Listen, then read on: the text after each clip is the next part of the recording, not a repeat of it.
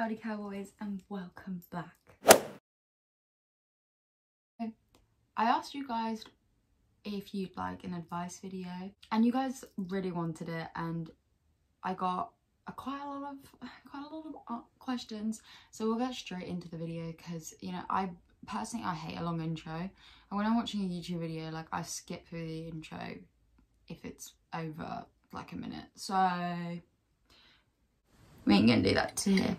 But grab yourself a coffee or whatever you fancy, tea, hot chocolate, a nice warming drink, and let's get right in. Okay, so the first question was, me and my ex just broke up and we want to stay friends, but it's so awkward talking now. So this is a interesting situation because I think a lot of people, when they break up with someone, they're like, well, they were in my life for such a long time. I really want to keep sort of the friendship going. I don't want to cut them out entirely because what if I can't live without them? You may have ended on really good terms, which I'm assuming that you did if you want to remain friends. So you're like, why would I cut this person out when, you know, we ended well? I would say that you can remain friends without talking to them every single day, as long as you remain like sort of checking up on each other or asking people that are your mutual friends, like, how is he doing? You know, making sure that he's not going off the bandwagon a little bit. Try not to depend on him being the only person you message. I mean, personally, I don't think it's a good idea, but if you did want to message him regularly, try and make it not a daily thing, and maybe like once a week just check in. Also, if it's awkward talking, it's probably because you don't need, as long as you're not chatting rubbish around each other's back, you'll probably stay friends. The next question was how to start living life for yourself and care less what other people think. So I would say, like, when I was younger, because I'm a ripe old age of 20 now, we're getting old, we're no longer a teenager. But when I was in school, I was so conscious about people liking me, being invited to every party. I really wanted to be sort of like that girl. I basically did everything to get a reaction out of someone or to make someone think something cool about me. Honestly, those part of my life, I don't really look back on and think, yeah, I really had an identity. I think once you start living for yourself, you'll really like discover who you actually are. You'll discover your own interests, what makes you happy, and the sooner that you do that, the more that you'll be reflected and evolved by, you know, your 20s. Another piece of advice I would say would just be to stop caring. Like, just take anyone out of your life that you think is going to judge you for doing anything that truly makes you genuinely happy, because if they're not benefiting to your life, why you still talking, why you still got them, as a big impact. And I would also say, if you're in an environment where you're not comfy, try, if you can, coming out of that environment, whether that's a toxic friend group, you've moved to uni but you're just not feeling it, you're not feeling the course, you don't want to be there anymore, talk to someone.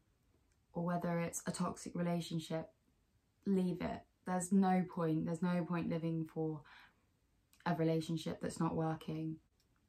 The environment that you're in is very much equated to the happiness that you feel. Making sure you're surrounded by people that are genuinely have your best interests at heart and aren't going to get jealous or aren't going to judge you for doing things that you genuinely like, even if they're a little bit more niche, they're a little bit more, you know, not your average thing, they're not just something that's deemed as cool. You know, if you've got a little niche interest, lean into it. Like, that's what makes you you, and you'll feel most comfortable when you are leaning into your sort of authentic self. Okay, someone said how to not feel guilty for saying no to plans. And honestly, to be a little bit selfish with plans. Also, I would say be truthful. Don't try and lie your way out. Don't try and be like, oh, my mum said this, because they'll probably see your mum at the shop and then they'll be like, what? You said you were with your mum, but she's actually at the shop and you're not with her. Like, why did you not want to meet me? And then it causes an argument and then you feel a lot more guilty. If you're just honest and you're genuinely not feeling it one day and you're so tired, or you're mentally just not there, and you just tell them, just be like, I can't do today anymore, you know, and then suggest another plan. Suggest one on either a different day, or if you feel like you can still see them but you didn't want to do the plan that you originally arranged, just suggest something else. Most of the time, if you're trying to see someone that has your best interests, they won't mind. They really won't. And a lot of the time, the person that you're sort of wanting to cancel on also kind of wants to cancel because they're tired and they need a break. So just remember, like, with feeling guilty around plans and stuff, like, it's not the end of the world. They can do something else and you can meet them another day. You know, you shouldn't feel guilty for something that's, you know, it's really not that deep. In the grand scheme of things, it's really not. Someone just said how to do A-level chemistry, and honestly, I don't know. Someone said, I want to move to another city for uni, but everyone says that I can't handle it. Okay, there's two ways of looking at this. If you genuinely want to go and you think that you know yourself the best, and you think that going to a new city is something that will actually improve your overall life, and you think that people are sort of over exaggerating, or they don't quite know who you are and they're just saying it because they're like, oh, she's a bit of a wreck, but you know deep down that the environment you're in right now is not where you want to be, and you want to make new friends and you want to explore a new place, and you're genuinely happy to do that alone, and you think that you know that you definitely could, I think go for it. The only other way I would look at it would be if you are also having the doubts that you might not be able to handle it alone. Because I know for me, I almost knew that going to uni wouldn't be a very good decision for me to make, and that I probably wouldn't be able to handle it deep down, and I went and I had to come back after like 2 months. If you deep down kind of agree with them, I would say hold off for a year, take a year out, get yourself to a place where you definitely will be able to handle it on your own, and go the next year. No one has to go straight from school to uni. That's not something that's needed. It's almost expected in schools nowadays, but I know a load of people that have done a gap year and it's been really, really, really good for them. So, okay, I got a lot of questions around recovery and eating disorders. So I thought I'd just do them in a little segment of the video. So I'm just putting in a trigger warning for anyone who doesn't want to hear the advice on eating disorder recovery. I will be talking about it for the next few questions. How to deal with feeling guilt around eating and guilt around mental illness in general. Now, I'm going to do this in 2 parts as well. With the guilt around eating, I think a lot of people, pretty much anyone who's got an eating disorder, will probably feel guilty for eating at some point in their recovery. And the annoying thing is that it's so insanely hard to deal with the guilt and to sit with the guilt, but it's the only way that you're going to get through it. I think the biggest thing for me is just reminding myself that everybody eats. Like, I don't know why people with eating disorders, I think a lot of us get it in our brains that people don't eat, and anything that we eat during the day in recovery is gonna make us, you know, gain £1 million, which is just not what happens. At the end of the day, food is just units of energy and you need it to survive. And the things that are going on in your body that you can't see, use the food to make proteins, to fight off any diseases, to make sure your organs work, to digest the food that you've just eaten, to, you know, filter out the bad toxins in your liver and your kidneys. All these processes need fuel, they need the food, and that's just for daily living. And if you don't, if you're not eating enough, you can't do your body can't function. So I think just reminding yourself that you're eating, yes, you might feel guilty for eating, but imagine what is happening inside your body while you're doing that. Second part, guilt around mental illness. I think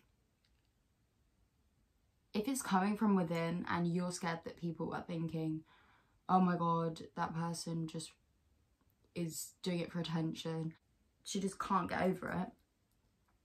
I think if it's coming from within, you've got to realise that people understand and the people around you understand, and that a lot of other people will also struggle with mental illness, whether it's the same mental illness or not.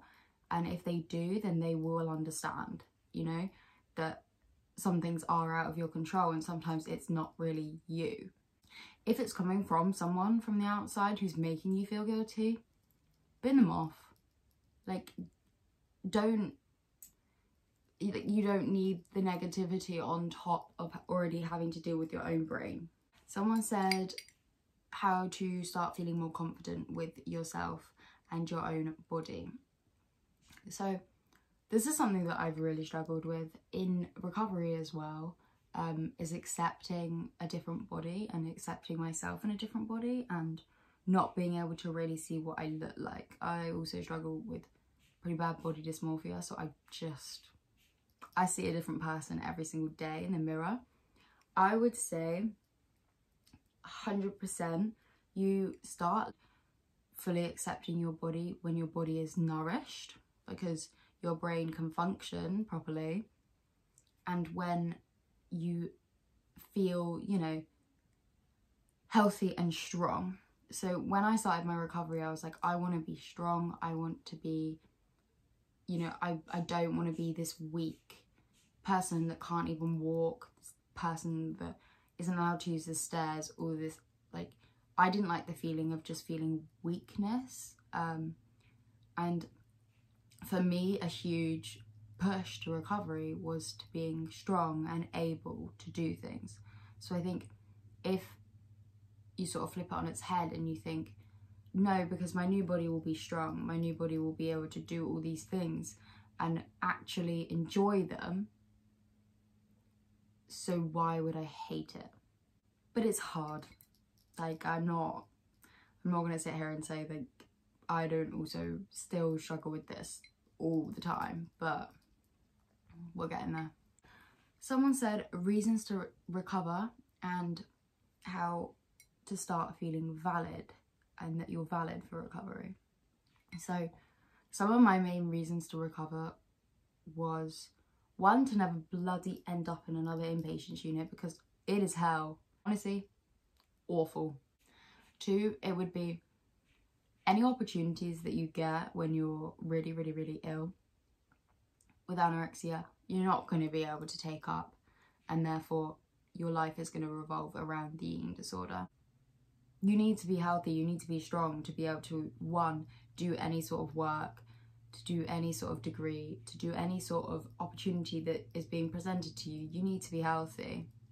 Otherwise, you're also not going to enjoy anything if you're severely malnourished. So that was always a massive reason to recover for me as well. And also my family. I think initially when I was recovering, I found it very easy to, not easy, I found it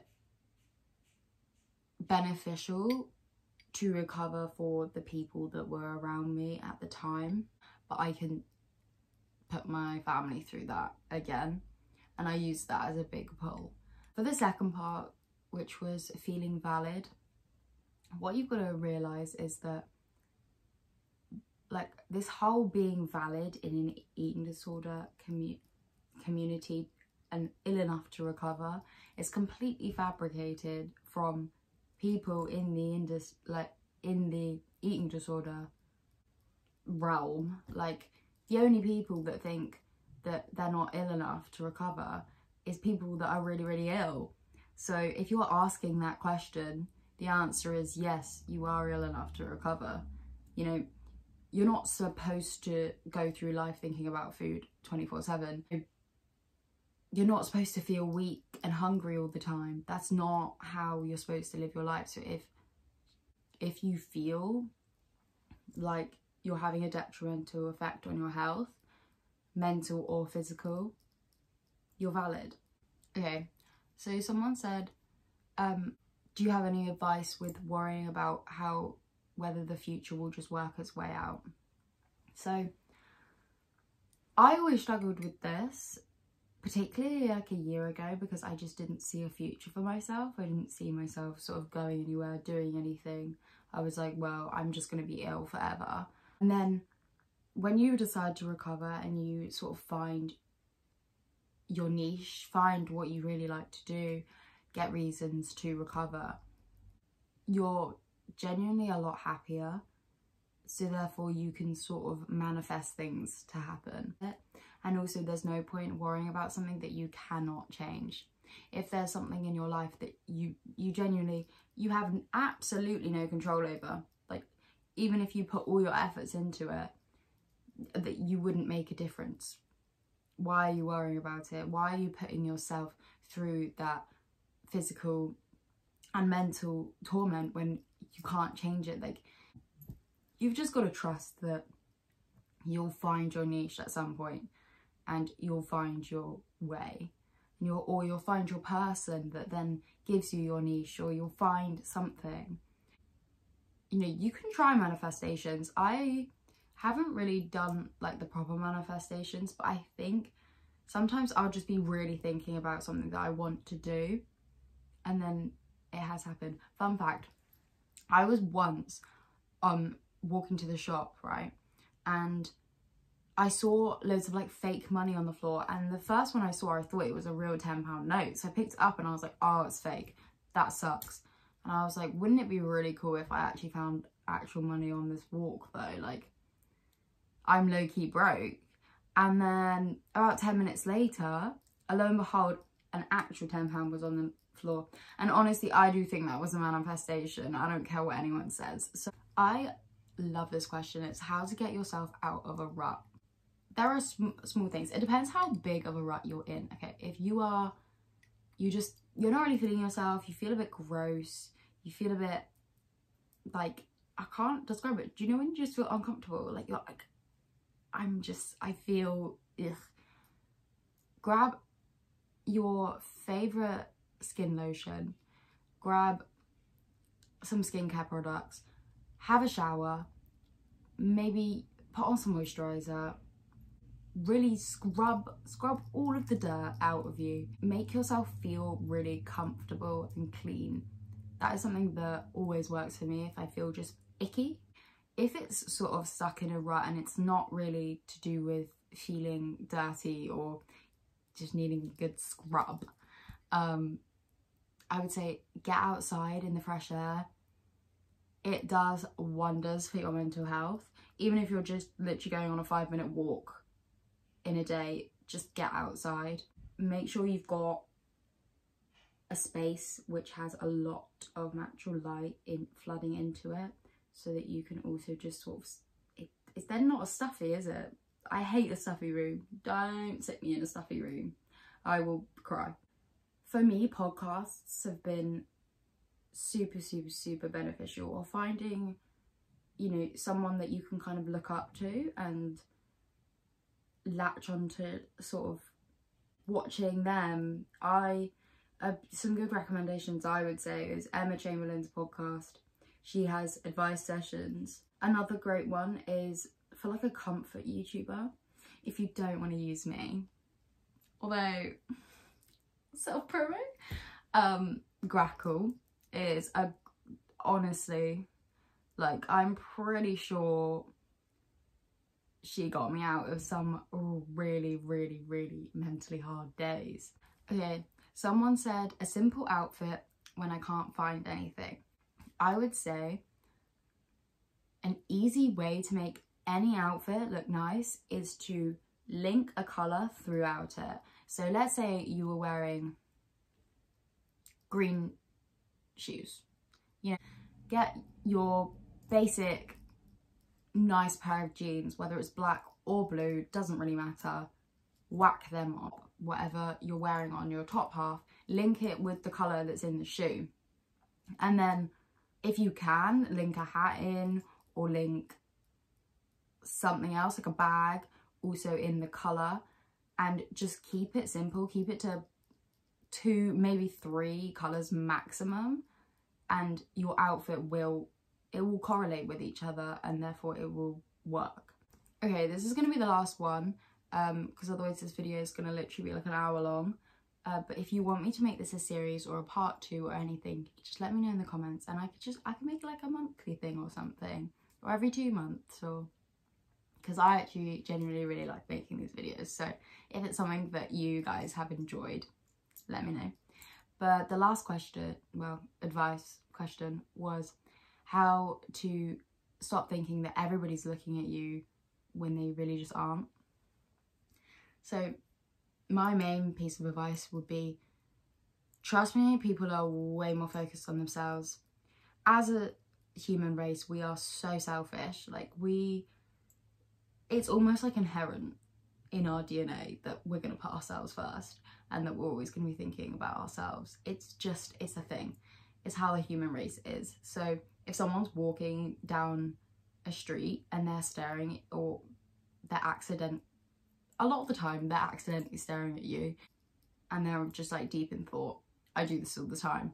But also, if they are staring at you, they're probably staring at you because they think you're really pretty or something, or they think you're attractive, or they like your outfit. It's probably not negative. And if you sort of just take yourself out of the situation and think why you stare at people, it's probably the same reason. So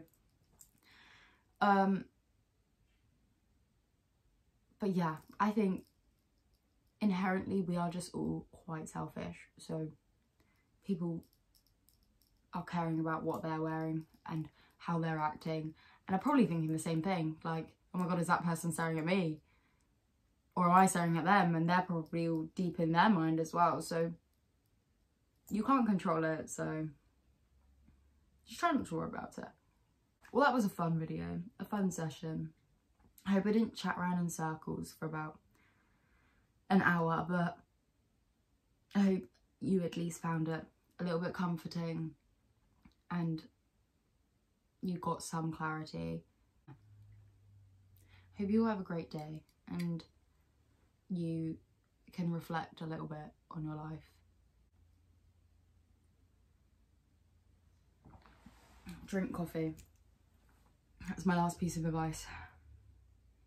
If you're not drinking coffee, get on that, because this is a reason to live. Adios.